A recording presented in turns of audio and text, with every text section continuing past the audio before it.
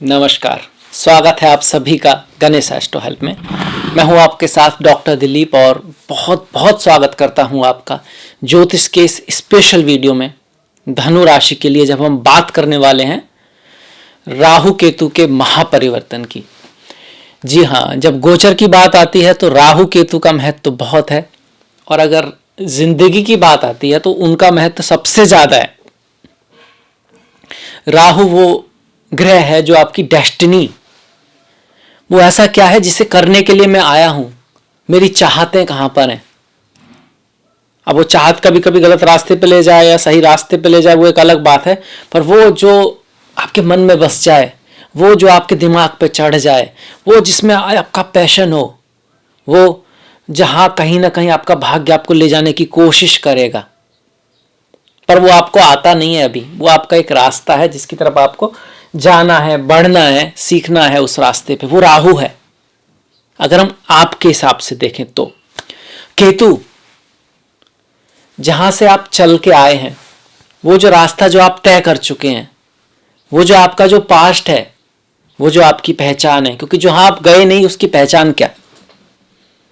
तो केतु वो है जो आप हो, पर चूंकि आप हो चुके हो, उस रास्ते से जा चुके हो, तो वहां एक तरह का डिस्पैशन है, वहां जाने की अब इच्छा नहीं है, वहां जाने से अभी वहां से दूर जाना है, वहां तो उसको छोड़ देना है।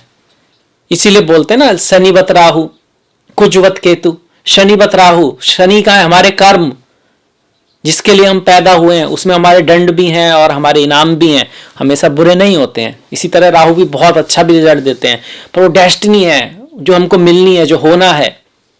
शनिवत राहु, शनि अपनी तरफ खींचता है, कर्म अपनी तरफ खींचते हैं, होनी बहुत बलवान होती है। केतु क्या है? कुजवत राहु। तो मंगल क्या करते हैं? मंगल काटते हैं चीजों को, मंगल युद्ध करते हैं। किस चीज के लिए? कुछ अचीव करने के लिए, कुछ पाने के लिए। केतु भी काटते हैं, केतु भी अलग कर देते हैं, केतु भी चीजों को छोड़ देते हैं, पर कुछ पाने के लिए नहीं, भूल जाने के लिए, छोड़ने के लिए, उस चीज से दूर हटना चाहते हैं केतु। केतु कहते हैं कि ये जो है, जो भी एरिया है, इससे मेरे को दूर हटना है।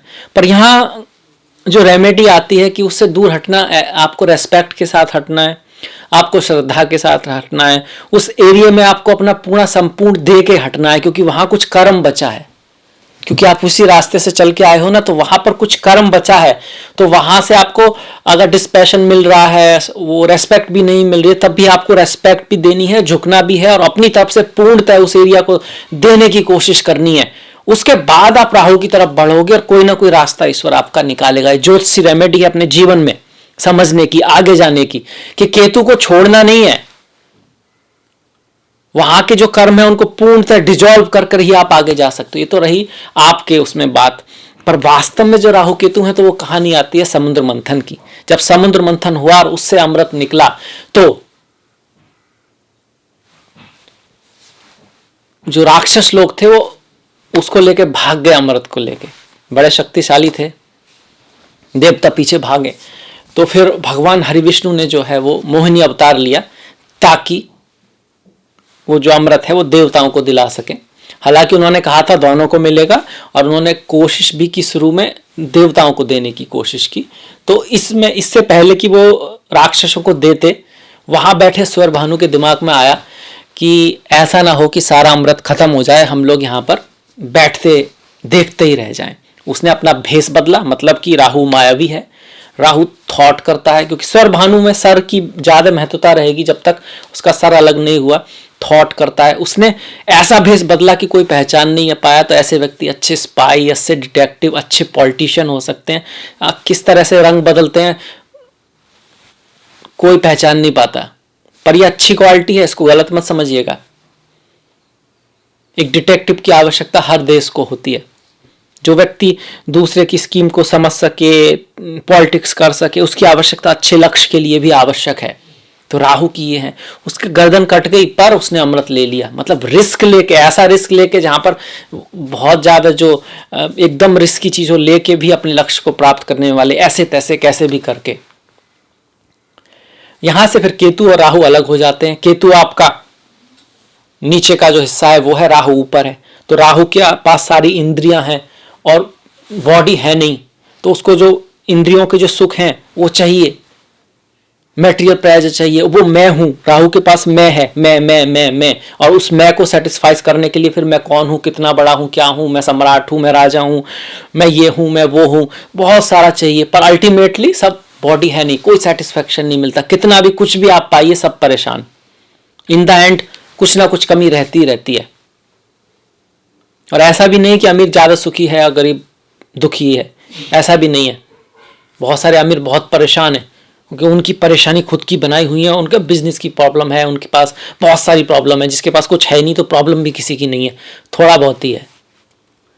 तो ये राहु है, राहु जो आपको बाहर भगा रहा है क्योंकि वो जानता है मैं कौन हूं। केतु, उसे तो यही नहीं पता मैं कौन हूं। तो ये क्वेश्चन फिर संतों की तरफ ले जाता है, स्पिरिचुअलिटी, अध्यात्म की तरफ ले जाता है। वो जानना चाहता है कि ये सब है क्या, ये माया क्या है। केतु सुसाइड भी है, टेररिस्ट भी है, उसका नेगेटिव पक्ष भी है। टेररिस्ट जो होते हैं, जो अपने को ही खत्म कर देते हैं, सुसाइड में भी अपने को ही मार देते हैं क्योंकि वो फ्री होना चाहता है उस चीज से। बड़े रिस्की लोग होते हैं केतु वाले। संत भी हैं और ये पक्ष भी केतु का है। दोनों के दोनों आउट ऑफ बॉक्स हैं, दोनों ने नियम तोड़े थे, दोनों ने किसी की नहीं मानी। बस राहु इस तरफ, केतु उस तरफ। ये है राहु केतु आपके किसी के भी चार्ट में। अब आपके चार्ट में गोचर में क्या कर रहे हैं, इस पे आएंगे, उसके रिजल्ट पर आएंगे, उसकी रेमेडी पे भी आएंगे। पर ये तो आपको समझ में आ गया कि राहु केतु इंपॉर्टेंट बहुत हैं, ज्योतिष में भी, आपके चार्ट में भी। हम इनको सोचते हैं तो दिखते नहीं है। जो दिखता नहीं है वही बड़ा सबसे शक्तिशाली होता है, क्योंकि जो दिखता है वो तो ठीक है, जो नहीं दिखता है उसको कैसे पकड़ोगे। इसीलिए इनकी रेमेडी भी बड़ी कठिन होती है और बड़ी कोई ऐसी गारंटी नहीं होती है। कोई कुछ भी कहे कि भाई इतने का यज्ञ करा देंगे, वो हो जाएगा, वो ईश्वर की कृपा पे ऊपर है। कर्मण्डेवाधिका रस्ते माँ फलेषु कदाचन। आपके अनुसार आप अपना कर्तव्य करें, कर्म करें, पूजा पाठ जो करें, बाकी रिजल्ट जो है वो ईश्वर के ऊपर है। यहां पर देखिए, अब आपके चार्ट में आ जाएं, जो अब जो परिवर्तन हो रहा है। एक तो जन्म पत्री है, वो आपका बताएगा क्या आपका पर्पज है, क्या आप बनने के लिए आए हैं, कहाँ राहु है। वो जगह है जहां पर आपको बड़ा मजा आएगा, वो दिल आपके दिल में रहेगी वो बात। वो गाना है ना कि ये दिल तुम बिन कहीं लगता नहीं, हम क्या करें। मतलब कोई चीज है ना, वो चढ़ जाती है दिमाग में, कुछ भी हो बस वही करना है। वो कहीं ना कहीं वो राहु है। पर राहु की तरफ आप कब तक नहीं जा सकते, जब तक केतु, या तो आप केतु में उलझे रहोगे या केतु से आप भागने की कोशिश करोगे। केतु आपको वो करने नहीं देगा क्योंकि वो आपका पूर्व जन्म का कर्म है जो आपको काटना है। वो केतु है, वो छोड़ेगा नहीं आपको। तो ये विडंबना रहती है इसकी। तो यहां एक बैलेंस बनाना होता है कि पहले तो केतु के कर्म भी काटने और फिर राहु की तरफ जाना भी है। तो आपके चार्ट में पंचम में आ रहे हैं, गोचर में। अब जन्मपत्री में कहां पर है वो बात अलग है, पर पंचम में राहु आ रहे हैं जो कि 12-13 अप्रैल को। 12-13 क्यों, कहीं पे 12 कहीं पर 13, क्योंकि दुनिया में बहुत सारे देश हैं तो उनमें डेट्स अलग हो सकती हैं। तो देखिए यहां पर आ रहे हैं, पहले यहां पे थे, छठे से पंचम में आ गए। और जो केतु हैं वो 12वें भाव से एकादश में आ गए, तुला में आ गए। अब ये पंचम भाव में आए हैं और किस राशि में आ गए, मेष राशि में आ गए। और केतु आपके तुला में आ गए। मेष में आए हैं तो आप अपनी आइडेंटिटी बनाने की कोशिश करोगे, अपने ऊपर काफी आपका वो रहेगा। आप पंचम भाव की चीजों पे फोकस करोगे, जैसे कि परफॉर्मेंस है, स्पोर्ट्स है, खेल है, क्रिएटिविटी है, स्पेकुलेटिव गेन है, स्टॉक मार्केट है, रिस्क लेना है लाइफ में, एजुकेशन है। आप कुछ सीखने की कोशिश करोगे तो अच्छा ही अच्छा लग रहा है यहां से, तो ठीक भी है। पर जो राहु अपना नेचर भी दिखाएंगे थोड़ा सा, तो यहां से आपके बच्चों से थोड़ा बहुत डिफरेंस ऑफ ओपिनियन कर सकता है। और जो लोग शादीशुदा हैं उनकी लाइफ में बच्चे आ भी सकते हैं। अगर इस राहु पर किसी अच्छे ग्रह की दृष्टि है, किसी अच्छे ग्रह के ऊपर से आ रहा है, तो इस भाव से संबंधित शुभ चीजें ज्यादा होंगी। पंचम में है तो इसका मतलब खराब है ऐसा नहीं है। वैसे शुभ ज्यादा कहां होता है, 3, 6, 10, 11 में राहु ज्यादा अच्छा रिजल्ट देते हैं। क्यों, क्योंकि लग्न से 3, 6, 11 हो जाते हैं और राहु जिस भी भाव से 3, 6, 10, 11 होंगे उसका अच्छा रिजल्ट देंगे। तो लग्न तो आप ही हो, आपकी स्टेटस है, आपकी समाज में स्थिति है, और जब उससे 3, 6, 10, 11 होंगे तो उसके लिए अच्छा करेंगे तो वो बेस्ट पोजिशन होगी। पर अभी भी वो बहुत सारी चीजों के लिए अच्छा रिजल्ट देंगे जिस भाव से 3, 6, 10, 11 रहेंगे उनके लिए, तो वो देखेंगे। राहु के लिए कह रहा हूं, केतु भी देते हैं पर केतु का उतना नहीं है, केतु के पास क्योंकि सर नहीं है ना, तो वो मेनली वहीं का रिजल्ट देते हैं जहां वो बैठे होते हैं। और बहुत सारे शास्त्रों में भी दृष्टि पर भी केतु की संदेह है। राहु की तो फिर भी 5वीं 9वीं दृष्टि आती है, केतु की मुश्किल है। केतु जहां है वहीं का ज्यादा रिजल्ट देते हैं। इसके बाद देखिए राहु पंचम में है तो जो रिजल्ट बताया वो तो आएगा ही आएगा। आप एजुकेशन पाना चाहोगे, आप स्टेटस बनाना चाहोगे, आपको पावर की पड़ी रहेगी बहुत ज्यादा। पर दूसरी तरफ केतु है, अपने फ्रेंड सर्कल में आपको थोड़ी सी नीरसता मिलेगी, पर आपको उसको बनाना है, आपको वहां पर कर्म काटना है, वहां पर आपको झुकना है, वहां पर आपको ग्रेटिट्यूड रखना है, थैंकफुल होना है, और जहां तक हो सके अपनी तरफ से पूरी ट्राई करनी है उस तरफ के रिश्तों को निष्काम भाव से पूर्ण करने की। यहां पर आपके बड़े भाई बड़ी बहन, आपके सीनियर्स भी हैं, आपसे बड़े भी हैं, तो वहां कोशिश करनी है अपनी तरफ से पूरा देने की। फिर भी अगर कुछ बात नहीं होती है तो शायद आप उनको छोड़ने की सोचो, शायद आप वहां कुछ आपके सीनियर्स कुछ बदलें आपके। केतु सप्तम राशि भी है तो मैरिज लाइफ के लिए भी थोड़ा डिससेटिस्फैक्शन रखेंगे। अब ये एरीज है, प्रथम राशि है, तो आपका फोकस अपने शरीर पर, अपनी पर्सनैलिटी पर रहेगा, अपने स्टेटस पर रहेगा, आप बहुत कुछ करना भी चाहेंगे। राहु सर में है तो गुस्सा आदि बढ़ सकता है, अधैर्यता आदि बढ़ सकती है। सर में क्यों है? क्योंकि एरीज है ना, एरीज सर ही होता है, कहीं पर भी हो। एक तो लग्न है वो तो है ही है, पर ये भी है। इसके साथ साथ राहु किस चीज का अच्छा फल देंगे? जिन भावों से 3, 6, 10, 11 हैं वहां उनका जो पाप ग्रह हैं शुभ फल देते हैं, कुछ ना कुछ बेटरमेंट तो लाते ही हैं। तो अब तृतीय भाव से देखें, 1, 2, 3, तृतीय भाव से पंचम भाव देखें, पहला भाव, दूसरा, तीसरा, चौथा, पांचवा, और जो राशियां हैं भाव, ये पहला है, ये दूसरा है, तीसरा है, चौथा है, पांचवा है। तो तृतीय भाव से 1, 2, 3, तीसरे नंबर पे राहु आ रहे हैं, तो पराक्रम बढ़ाएंगे, हिम्मत रहेगी आपके अंदर, आप रिस्क लोगे, आप एफर्ट करोगे, आप ट्राई बहुत करोगे चीजों को अचीव करने के लिए। आप अगर कोई राइटर हो अच्छा करोगे, मीडिया में हो बढ़िया करोगे, प्ले में हो, स्पोर्ट्स में हो अच्छा कर सकते हो। तृतीय भाव प्ले का, स्पोर्ट्स का है। डिजाइनर हो, क्राफ्टिंग वगैरह में हो बढ़िया करोगे। छोटी मोटी यात्राएं आपके लिए शुभ रहेंगी। छोटे भाई बहनों से भी आपका रिलेशन बेटर रहेगा बजाय कि एल्डर, क्योंकि वहां पर केतु आ गए। या फिर आपका जो बड़ा भाई हैं, बड़े भाई बहन हैं, हमेशा ये नहीं होता वो बहुत स्पिरिचुअलिटी, अध्यात्म, मोक्ष इस तरफ निकल सकते हैं। उनकी लाइफ में कुछ नीरसता, या कहते हैं ना कि ये संसार में कुछ रखा नहीं है, इस तरह की भावनाएं उनके मन में आ सकती हैं। इसके बाद राहु यहां से तो 3 है और यहां से छठे हैं। यहां से अगर हम गिने तो 1, 2, 3, 4, 5, 6, छठा भाव पड़ता है 12th भाव से, तो विदेश ले जा सकते हैं, या विदेशी से आपको फायदा रहेगा, इंपोर्ट एक्सपोर्ट से आपको फायदा रहेगा, मल्टीनेशनल कंपनी से फायदा रहेगा। खर्चा बढ़ेगा पर वो खर्चा आपके कहीं ना कहीं काम आएगा। और अब्रॉड जाने की अगर आप सोच रहे हो तो चांसेस है राहु उसमें आपकी हेल्प करेंगे। अब्रॉड एजुकेशन में भी आपकी हेल्प करेंगे, आपके बच्चे संतान भी बाहर जा सकती है, उनकी लाइफ में ट्रेवल बढ़ने वाली है। इसके बाद अष्टम जो भाव है उससे दसम है ये, और जो सप्तम भाव है उससे एकादश है। तो अष्टम से दसम मतलब अष्टम के लिए भी ठीक है। अगर आप ज्योतिषी हो, स्पिरिचुअलिटी अध्यात्म से हो, आप स्पाई हो, आप डिटेक्टिव हो, आप साइबर इसमें काम करते हो, आप रहस्य निकालते हो, आप रिसर्च में हो, आप पीएचडी वगैरह कुछ कर रहे हो, कोई ऐसा काम है जिसमें दिन रात भूल के आप घुसे रहते हो, आपको याद ही नहीं रहता कब क्या है, तो ये अच्छा है, राहु आपकी उसमें मदद करेंगे। यहाँ पर ये समाधि वगैरह भी है, ध्यान समाधि के लिए भी बहुत बढ़िया है अष्टम भाव। कुछ पैतृक संपत्ति आदि भी आपको मिल सकती है। सप्तम भाव तो कौन नहीं जानता, शादी विवाह के लिए ठीक है, प्यार मोहब्बत के लिए अच्छे हैं। गर्लफ्रेंड बॉयफ्रेंड अगर आपका नहीं है तो बनने का चांसेस है। राहु आपका फेवर कर रहे हैं, राहु उसको अच्छा कर रहे हैं आपके लिए। पार्टनरशिप में भी आपका नाम फेम बदलेगा। अब इन सारी जगह पर आपको राहु की चीज़ों का ध्यान रखना है। क्या? काम, क्रोध, लोभ, मोह, ईर्ष्या, अहंकार, इसका ख्याल रखना है। भावनाओं में आकर बहना नहीं है। समझदारी से काम लेना है, तब राहु केतु आपके अंडर काम करेंगे।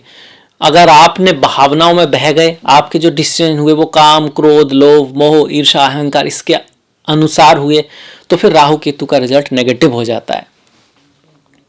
इसीलिए अच्छी बुक्स पढ़ना, भगवत गीता सुनना, श्रीमद् भागवतम पढ़ना, उपनिषदों को पढ़ना, अच्छे ऑडियो सुनना, आसपास का इन्वायरमेंट आपका अच्छा हो, बहुत ज़रूरी है। क्योंकि जैसा रहेगा खाओगे अन्न, वैसा करोगे मन, वैसा रहेगा मन। अब अन्न फिर खाना ही थोड़ी ना है, आप जो देखते हो वो आंखों का खाना है, आप जो सुनते हो आपके कानों का खाना, आप जो छूते हो वो आपके त्वचा का खाना है। तो वो सारा खाना पॉजिटिव आएगा तो रिजल्ट भी पॉजिटिव आएगा ही आएगा। इसी को संस्कार बोलते हैं। जो हजारों जन्मों के संस्कार हैं वो तो है ही हैं, पर इस जन्म के जो संस्कार हैं बहुत इंपॉर्टेंट है। तो आप भी अपनी डेस्टिनी बदल सकते हो अगर संस्कार बदलो तो। त्वचा के संस्कार, आंखों के संस्कार, वाणी के संस्कार, कानों के संस्कार। और एक दिन में बदलेंगे नहीं, पुराने संस्कार फिर से कहेंगे कि भाई पी लो थोड़ी सी, जिनको पीने की आदत है, या फिर देख लो वही चीज जो नेगेटिव है पर आंखों को आदत है। पर अगर आप कोशिश करते रहोगे तो फिर नई चीज भी आंखों को भाने लगेगी और वो वाली चीज धीरे धीरे जाने लगेगी। तो आपके हाथ में है बहुत कुछ। ये रेमेडी हो रही है, बात नहीं हो रही, ये रेमेडी हो रही है राहु केतु की, खास करके राहु की।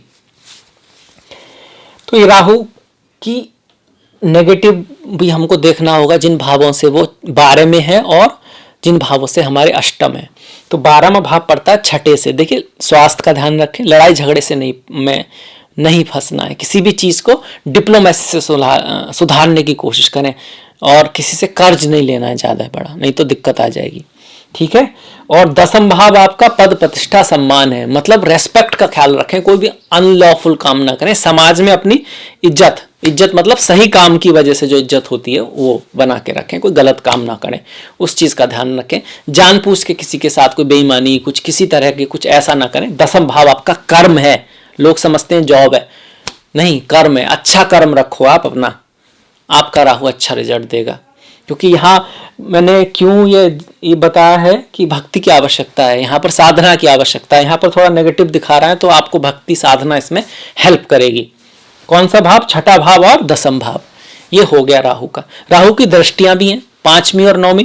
तो 5वीं दृष्टि 1 2 3 4 5 आपके 10वां भाव 9वां भाव पर आई और आपके लग्न पर आ गई। तो 9वां भाव पर दृष्टि है तो पिता के साथ थोड़ा सा ख्याल रखना है, गुरुओं के साथ थोड़ा ख्याल रखना है। आपका जो मन है वो दूसरे रिलीजन, दूसरे धर्म, नई तरह की चीजें जानने में खो सकता है। पढ़ाई लिखाई एजुकेशन के लिए बहुत बढ़िया है। लग्न पर है तो गुस्से आदि का थोड़ा ख्याल रखें। जब राहु की दृष्टि लग्न पर होती है तो कभी कभी आलस से बढ़ जाता है, एडिक्शन आदि से आपको बचना चाहिए।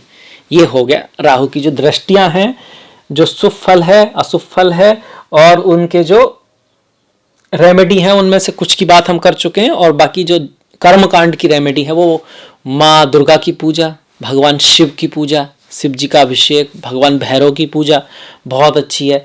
इसके साथ साथ पक्षियों को दाना डालना, बिल्लियों की सेवा करना, और जो गरीब लोग हैं, जो स्वीपर लोग हैं, जो लंगड़े लोग हैं, लंगड़े का मतलब हुआ यहाँ पे कोई भी विकलांग व्यक्ति, उसका सम्मान भी करना, उसकी सेवा भी करना, उसकी सहायता भी करना, जितना आप कर सकते हैं। दिल से होनी चाहिए चीज, निष्काम भाव से होनी चाहिए। दिन जो है बुधवार शनिवार है, हर दिन भी कर सकते हैं, दिक्कत कोई नहीं है। या फिर अगर अपॉर्चुनिटी सोमवार को आ रही है तो सोमवार को ही करें। ये ना सोचे आज तो दिन तो मैच नहीं करता तो आज करेंगे नहीं, ऐसा नहीं होना चाहिए। ये राहु का हो गया। केतु की बात हम पहले ही कह चुके हैं कि केतु आपको, आपके सीनियर्स हैं, आपके बड़े हैं, उनकी रेस्पेक्ट रखनी है, उनसे थोड़ा डिस्पैशन कर सकता है। उनकी लाइफ में कुछ उतार चढ़ाव आ सकते हैं, उनकी लाइफ में स्पिरिचुअलिटी, अध्यात्म आ सकता है। इनमें से कुछ चीजें जरूर होंगी, खास करके अगर कुंडली में भी इस तरह के आपके योग हैं तो गोचर वही देता है जो कुंडली में लिखा होता है। इसके साथ साथ केतु की दृष्टियों का कोई खास प्रभाव नहीं रहता, तो उससे आपको दिक्कत मत की आवश्यकता नहीं है। केतु की रेमेडी अवश्य है कि अगर आपकी केतु की दशा चल रही है तो गणेश जी की पूजा करें, गणेश अथर्वशीष का पाठ करें, उन पर दूर्वा घास चढ़ाएं, और हर दिन भी चढ़ा सकते हैं, बुधवार से शुरू करके, या फिर बुधवार को ही चढ़ा सकते हैं। श्री मत्स्य अवतार के दर्शन करें, उनकी कथा पढ़ें, मत्स्य अवतार की जो कथा है वो सुने पढ़ें, बहुत अच्छा है। इसके साथ साथ मछलियों का आप किसी भी तरह से हेल्प करें, उनको पालें, उनको आटा खिलाएं, वो बहुत बढ़िया है। ये मछलियों का। इसके साथ साथ ध्वजा जो है आपका केतु है, ध्वजा केतु है आपकी, तो ध्वजा का दान करना मंदिर में, भगवान भोलेनाथ का मंदिर हो या गणेश जी का हो या किसी भी ईश्वर का मंदिर हो, आप ध्वजा का दान कर सकते हैं। और इसके साथ साथ केतु क्या है, आपकी पूर्वज हैं, पूर्वज हैं, जिस रास्ते से आप चल के आए हो आपके पूर्वज हैं। पितरों का, अपने पितरों की रेस्पेक्ट रखें। अमावस्या के दिन पितरों के नाम से कुछ दान पुण्य, आप थोड़ा बहुत फास्ट भी कर सकते हैं अमावस्या के दिन। गीता के दूसरे 7वें 10वें अध्याय को पढ़ें सुने, श्रीमद् भागवतम को पढ़ें सुने अगर आपके पास समय है तो, खास करके 7वां अध्याय पूर्वजों से जुड़ा हुआ है। केतु के लिए ये सब है। कुत्तों का ख्याल रखें, कुत्ते और मछली दोनों केतु से ज्यादा जुड़े हैं।